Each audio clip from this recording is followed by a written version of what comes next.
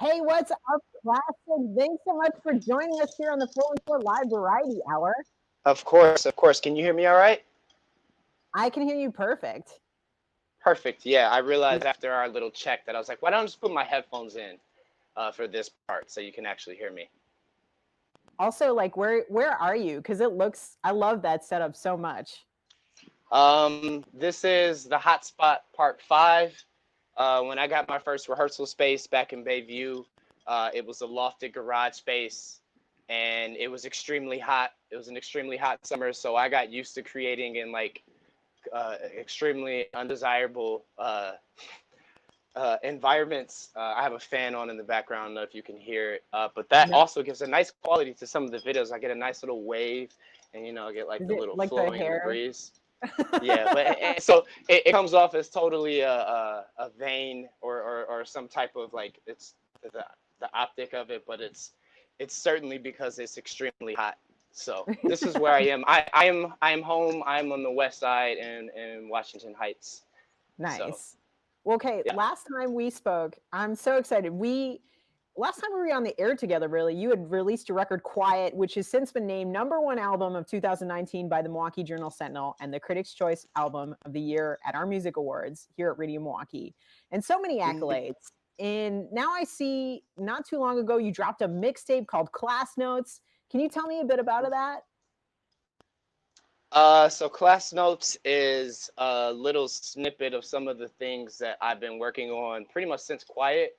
And once the everything got shut down, I think I put this out at the beginning of May. So yeah, pretty much in April, I just was locked in up here, working on my mixing. So everything on there was like my me trying to perfect my engineering skills. I was literally like I wasn't using anyone else. It was just me up here trying to get the best and most unique and new sound for myself. So it's a collection of 4 songs that are 4 completely different songs, but also very related and also fit into the spirit and the context of what I've been speaking and what I've been performing on all these years. And I've been endlessly impressed too. Like, aside from working on Class Notes, you are also like maybe the hardest working artist right now in quarantine. I feel like you've played endless amounts of shows for No Studios, Milwaukee Mag, Forward Music Fest, and I'm sure I'm missing some. But how does this new way of working in music feel to you? In a lot of ways, for me, it feels the same because I'm a solo artist. I'm an only child. My art in direct correlation to that kind of self-sufficiency. So rather than dwell on, and there was certainly not a lack of things to be overwhelmed with, and I definitely went through my periods, but my saving grace always has been and always will be the sanctuary that I create within music. And so I found myself with a very unique, uninterrupted time. Usually, I'm trying to find this time while like working odd jobs and still trying to keep that. So I had we had this extended time to really sit with some material that I think as I re-release it and as I work on it, I want to put it out on streaming services pretty soon, and I have a few songs to add to it. One of which I think we're gonna hear later. Yeah. Uh, Hmm. yeah. I'm going So to I ask just you a bit about that. Yeah. staying Hmm. busy. Staying busy is keeping me sane. It's keeping me focused. It's keeping me motivated.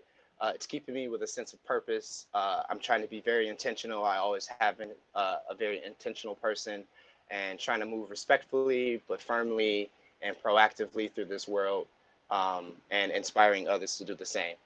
Well, that goes into what I want to ask you next, because not only are you active in performance, but you've been using your voice with everything you do. There's a purpose always. Hmm. So, what has been your experience in actively using your voice as an artist and a human in this moment of social change?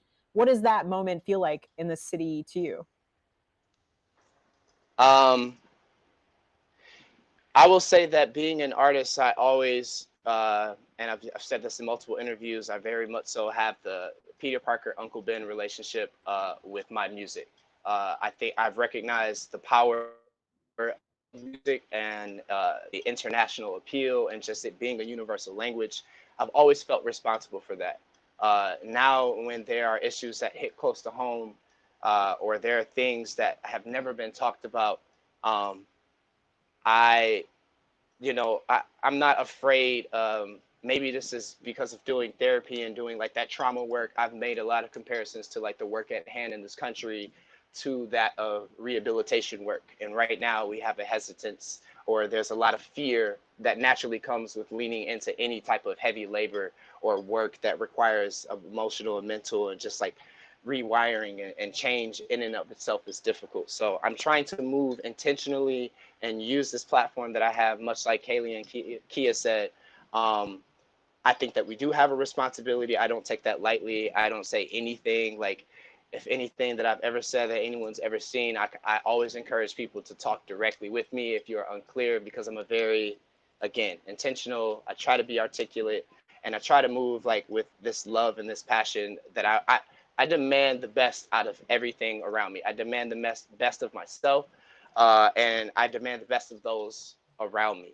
All of my peers excel. We all, there's just greatness. I surround myself with that. I think that that's what makes a community great. That's what makes the city great. That's what makes this radio station great. And we really need to just double down on that and the power of community and uh, yeah. And kind of going along Yeah. with what you said too, like this moment in time gives us a chance to be more mindful and intentional and self-aware. And I think that's really an asset to everything that you're saying when we're starting to think about these things in open minds and have hard conversations and be direct. I think that's really important what you guys are all saying and bringing to the community, because and this is a community that I feel like is more likely to attack things, head on. Yeah. I definitely, I wouldn't be bringing things up if I didn't think that we were that. So Yeah. yeah, I think Well, we have it. we do. And I know in this moment, okay, so I think this goes really well to what we're going to do. We're going to hear your new track Black Holiday. And oh, well, first I want to ask, is this a premiere of the song? Kind of. So this is the video that you'll see. The audio is actually the take of that video. So this is a live take of the song. It's also the edit. So this is like the radio edit. This isn't necessarily the official video, but I guess in a lot of ways, um, this is the first time that this song is being heard on any large scale. I will be following up with a. I want to do a full-fledged like visual. I think there's a lot more to unpack in what the song stands for and its relevance now. And I really want to make the greatest impact and really continue this sense of, this push for community and the beauty of our diversity and the beauty of our fighting spirit. And I want to acknowledge the importance of a balance of celebration and fight, equal parts fight and equal parts celebration. And to celebrate in and of itself is the biggest form of protest.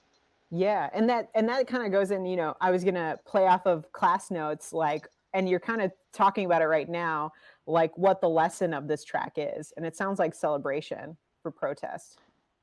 Celebration is protest. I'm finishing up a book of essays called "They Can't Kill Us Until They Kill Us." It's by Hanif Abdul Rahib. He also did the Tribe Called Quest book a while ago. Supremely talented writer, and I was reading last night, and there was something about to be, look at us here. We are these unlikely patriots, celebrating on one hand and fighting with the other. Like this is what it means to be in this country, to actively to acknowledge, to be able to accept multiple truths, and to move proactively rather than defensively. Yeah, that's amazing, and it's so important. And I'm really excited to share the song. But before we get into that, for our listeners, how can they support you? Um, my music is on the streaming services, so you can find me there. Um, how you can support me is just support the community. I will always, I'm living by this message, and I want to say this in its most beautiful form, that we love voices of color and people of color, but we want to be able to really live in that love. So don't be afraid to absorb this culture and to recognize and to appreciate it, but um, let's make it, let's make all of this equitable. Let's make this so that everyone has the power and the agency that they need to really be free in this world. That's perfect and beautiful. Thank you for those words. As always, you deliver just the right thing I want to hear. And I think, you know, you're probably going to strike some chords and some people and help mobilize. And I really, I love that. So thank you so much for being here with us.